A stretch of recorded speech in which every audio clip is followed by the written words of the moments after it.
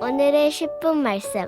로마서 13장 1절로 14절입니다. 사도 바울은 12장부터 계속해서 복음과 일치하는 삶을 살도록 그 당시 로마 교인들에게 그리고 저와 여러분들에게 여러 가지로 권면하고 있습니다. 그래서 12장 전반부에서 이미 우리들이 받은 복음의 능력으로 우리의 마음을 새롭게 하여 하나님의 뜻을 분별하여 세상의 흐름을 따르지 않고 하나님의 뜻을 따라 살도록 하게 하였습니다. 그리고 오늘 본문은 그 복음의 능력으로 마음의 변화를 받아 하나님의 뜻을 찾는 자들이 바라봐야 하는 세상의 권력, 정부의 시각을 가르쳐 주고 있습니다. 결론부터 말씀을 드리면 오늘 사도 바울은 국가, 정부는 하나님이 주신 선물임을 말씀하고 있습니다.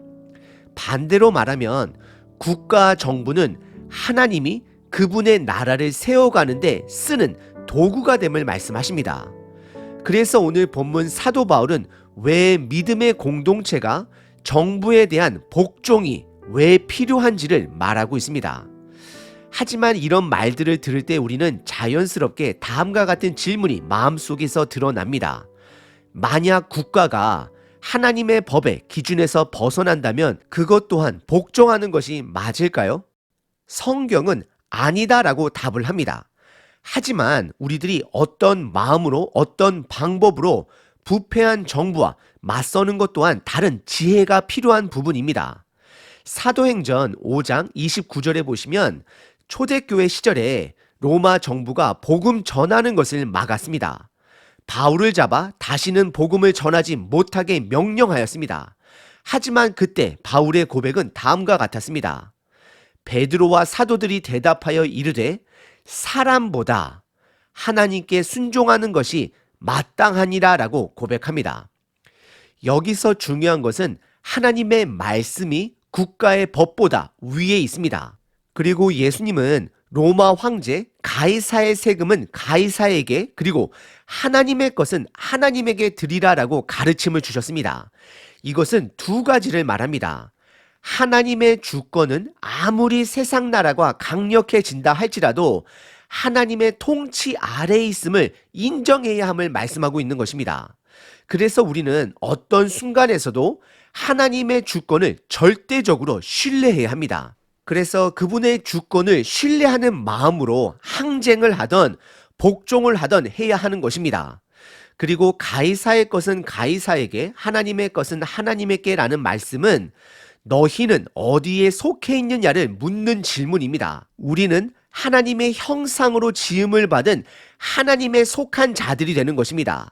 오늘 본문은 무 자르듯이 딱 이렇다 저렇다라고 실천 부분을 정확하게 말할 수 있는 부분은 아닙니다.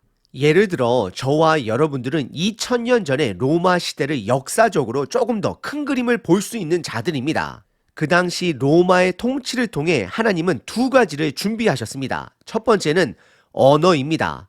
헬라어를 통해 복음이 온 세상에 전할 수 있도록 준비하셨습니다. 그리고 두 번째는 길입니다. 로마는 기동력을 위해 수많은 길을 만들었습니다. 하지만 하나님은 그 길을 통해 복음이 전해지게 하셨습니다. 그렇습니다. 세상 권세는 하나님이 사용하시는 도구가 되는 것입니다. 오늘 본문을 통해 믿음의 사람으로 우리들이 바라봐야 하는 정부의 시각과 내가 감당해야 하는 의무는 무엇인지를 스스로 점검하시길 바랍니다. 오늘 본문은 두 부분으로 나눌 수 있습니다. 첫 번째는 정부 당국에 대한 복종의 필요성을 바울이 말하고 있습니다. 두 번째는 다른 사람을 사랑하는 것이 하나님 백성의 의무가 됨을 말씀하고 있습니다. 첫 번째 부분은 1절서부터 7절까지 바울은 정부 당국에 복종하라 말하며 두 가지 근거를 제시합니다. 1절부터 7절입니다. 각 사람은 위에 있는 권세들에게 복종하라. 권세는 하나님으로부터 나지 않음이 없나니 모든 권세는 다 하나님께서 정하신 바라. 2절 그러므로 권세를 거스르는 자는 하나님의 명을 거스름이니 거스르는 자들은 심판을 자취하리라. 3절 다스리는 자들은 선한 일에 대하여 두려움이 되지 않고 악한 일에 대하여 되나니 내가 권세를 두려워하지 아니하려느냐? 선을 행하라. 그리하면 그에게 칭찬을 받으리라. 4절 그는 하나님의 사역자가 되어 내게 선을 베푸는 자니라. 그러나 내가 악을 행하거든 두려워하라. 그가 공연히 칼을 가지지 아니하였으니 곧 하나님의 사역자가 되어 악을 행하는 자에게 진노하심을 따라 보응하는 자니라. 5절 그러므로 복종하지 아니할 수 없으니 진노 때문에 할 것이 아니라 양심을 따라 할 것이니라. 매우 중요합니다. 어떤 양심에 따라 해야 할까요? 6절 너희가 조세를 바치는 것도 이로 말미암음이니라. 그들이 하나님의 일꾼이 되어 바로 이 일에 항상 힘쓰느니라. 7절 모든 자에게 줄 것을 주되 조세를 받은 자에게 조세를 바치고 관세를 받은 자에게 관세를 바치고 두려워할 자를 두려워하며 존경할 자를 존경하라라고 기록합니다.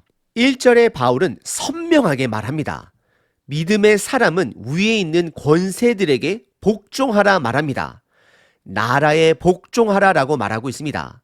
그리고 이어서 두 가지 복종해야 하는 이유를 1절서부터 5절까지 설명합니다.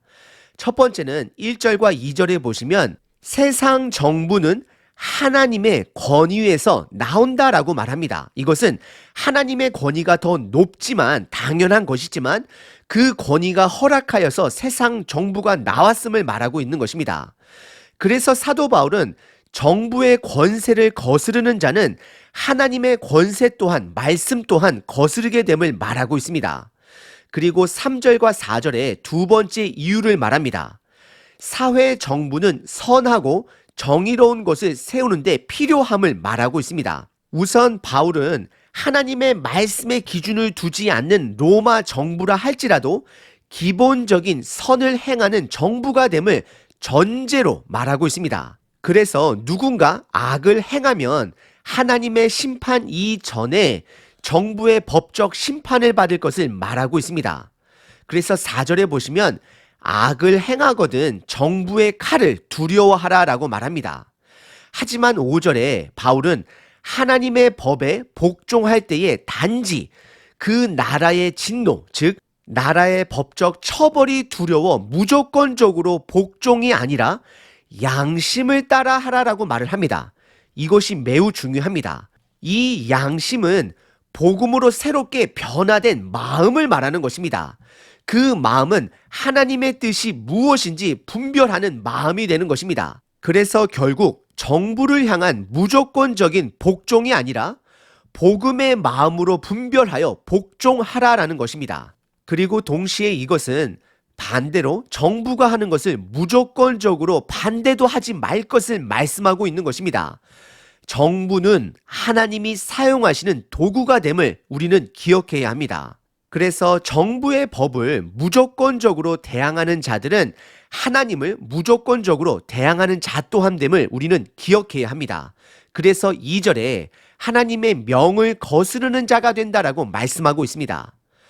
그리고 6절과 7절에서 바울은 보다 구체적인 예를 듭니다. 그것은 나라에 마땅히 바쳐야 할 세금은 마땅히 내라라고 말하고 있습니다. 오늘 본문의 첫 번째 부분은 사도 바울은 정부 당국에 복종하라 말합니다. 그 이유는 첫 번째, 정부는 하나님의 권위에서 나왔음을 말하고 있습니다. 두 번째, 정부는 악을 심판하기 위한 하나님의 도구, 즉 선물이 됨을, 시스템이 됨을 말하고 있습니다. 그래서 한 가지 예로 마땅히 세금을 내야 함을 말하고 있습니다. 하지만 정부의 권위가 말씀 위에 있다라는 것은 아닙니다. 하나님은 자식들에게, 부모에게 복종하라 말합니다. 하지만 그 뜻이 하나님의 뜻을 떠난 부모의 명령에 반드시 복종하라는 것은 아닙니다. 하나님의 말씀이 최고의 기준이 됨을 우리는 반드시 기억하셔야 합니다. 두 번째는 다른 사람을 사랑하는 것이 왜 중요한 것인지를 바울은 말하고 있습니다. 사도 바울은 믿음의 공동체와 정부와의 관계를 설명한 이후에 믿음의 백성의 의무를 말하고 있습니다. 그것은 사랑하라입니다. 세상 정부는 하나님이 사용하시는 도구가 된다라면 믿음의 공동체의 책임은 사랑임을 말하고 있는 것입니다. 하나님의 백성으로서 의무를 다하라 말씀하는 것입니다. 남을 사랑해야 합니다. 바울은 왜 다른 사람을 사랑하는 것이 중요한지를 두 가지 이유로 들고 있습니다. 8절부터 14절입니다. 피차 사랑의 빚 외에는 아무에게든지 아무 빚도 지지 말라. 남을 사랑하는 자는 율법을 다 이루었느니라.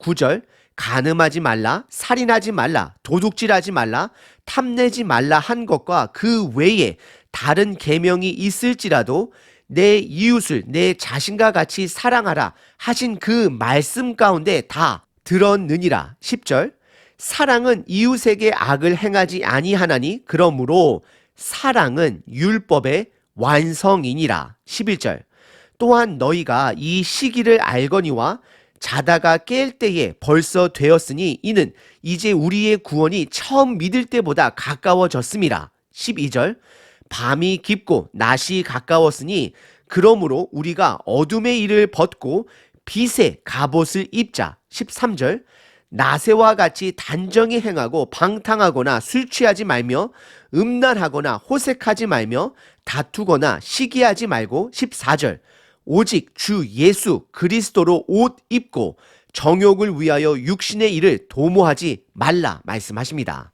8절에 남을 사랑하는 것은 그리스도인들의 의무가 됨을 말씀합니다. 그래서 남을 사랑하는 것이 모세의 율법의 완성이 된다라고 말씀합니다. 그리고 9절은 결국 모세의 율법은 남을 사랑하는 것인데 간음, 살인, 도둑질, 탐내는 것을 금하는 것은 이 모든 것이 이웃 사랑하기 위함인 것을 말씀하고 있습니다. 그래서 10절에 사랑의 정의를 이웃에게 악을 행하지 않는 것이다 말하며 다시 한번 사랑은 율법의 완성이다 라고 말씀하십니다.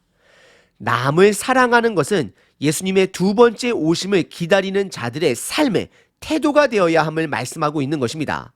그래서 이어서 12절에 빛의 갑옷을 입자 말하고 13절에서는 세상 문화에 찌들어 살지 말고 14절에서는 오직 그리스도의 옷을 입으라라고 말씀하십니다.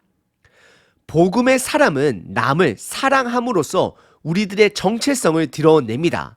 빛의 갑옷, 그리스도의 옷, 이것은 정체성을 말하고 있는 것입니다. 하나님의 백성의 의무는 이웃을 사랑하는 것입니다. 이웃을 사랑함으로 하나님의 자녀가 되는 정체성이 드러나는 것입니다. 오늘 본문의 두 번째 부분은 그리스도인이 다른 사람을 사랑하는 것이 왜 중요한지를 바울이 두 가지로 설명하였습니다. 첫 번째는 율법의 완성이 되기 때문이고 두 번째는 예수님의 두 번째 오심이 가까웠기 때문입니다. 우리의 정체성을 드러내야 합니다. 오늘 본문은 믿음의 공동체가 국가를 바라봐야 하는 시각과 하나님의 백성으로서의 의무를 함께 살펴봤습니다. 둘 다 하나님의 주권을 신뢰하는 것이 뿌리가 됩니다.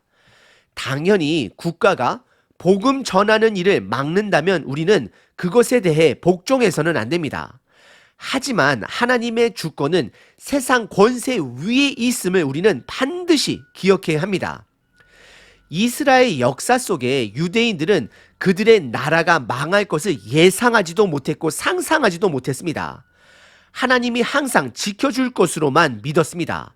하지만 하나님의 주권은 세상 나라 아수르와 바벨론을 사용하셔서 그의 나라 이스라엘을 제거하셨습니다. 그래서 이스라엘은 그런 하나님의 주권을 보지 못한 채 우리들을 버렸다. 어찌 바벨론과 같은 악한 나라가 하나님의 나라를 심판할 수 있는지 하나님께 반문하였습니다. 여러분들은 어떤 상황 속에서도 하나님의 주권을 신뢰하시나요? 오늘 사도 바울의 말씀을 중심으로 세 가지 실천 사항을 나눠보도록 합니다. 첫 번째, 믿음의 사람은 하나님의 주권을 신뢰함으로 현재 내가 살고 있는 국가에 복종할 의무가 있습니다. 단 5절의 말씀대로 국가의 처벌이 두려워서 그 국가의 법을 따라가는 자들이 아니라 하나님의 뜻에 분별하며 복종해야 합니다. 두 번째, 국가가 타락하여 하나님의 뜻에 벗어난 법을 집행할 때에 그럴지라도 최종 심판자는 하나님이 되심을 우리는 신뢰해야 합니다. 그래서 내가 세상 법을 향하여 시위하고 항쟁할지라도 내 마음속에 평화가 있어야 합니다. 그 평화는 하나님이 반드시 심판하실 것이라는 믿음에서 와야 합니다. 그래서 우리는 스데반 집사님의 순교의 삶을 통해 배워야 합니다. 스데반 집사님은 복음을 담대하게 선언하였습니다. 하지만 세상 사람은 그를 향해 돌을 던졌습니다. 그럴지라도 스데반 집사님은 돌을 던지는 자들을 용서하고 사랑했습니다. 이것이 우리의 방향이 되어야 합니다. 그리고 마지막 세 번째, 우리의 의무를 다해야 합니다. 그것은 이웃 사랑입니다. 정부의 도덕함 또한 우리들이 고쳐야 하지만 동시에 나의 사랑의 의무를 다하고 있는지 먼저 점검하셔야 합니다. 오늘 하루 나의 사랑의 의무를 다하심으로 하나님의 백성으로 살아가시는 하루 되시길 바랍니다. 365일 기도문입니다. 성실하신 하나님, 지난밤에 편안한 잠을 허락하시고 오늘을 맞이하게 하시니 감사합니다. 하루를 유지하는 크고 작은 일들이 모두 주님의 주권 아래 있음을 고백합니다. 오늘도 사명감을 가지고 내가 하는 작은 일에 임하게 하소서. 내가 밥을 지었기 때문에 누군가 밥을 먹을 수 있고 내가 청소를 했기 때문에 누군가 깨끗한 공간을 누릴 수 있습니다. 내가 하는 일이 얼마나 소중한 일인지 자부심을 갖게 하시고 그래서 그 일이 사명임을 이해하게 하소서. 하나님께서 주신 하루 동안 이 작은 일을 반복하고 있음에 감사합니다. 이 일을 주신 주님께 감사합니다. 나의 성실함이 주님의 영광이 되게 하소서. 나의 주 예수 그리스도의 이름으로 기도합니다. 아멘.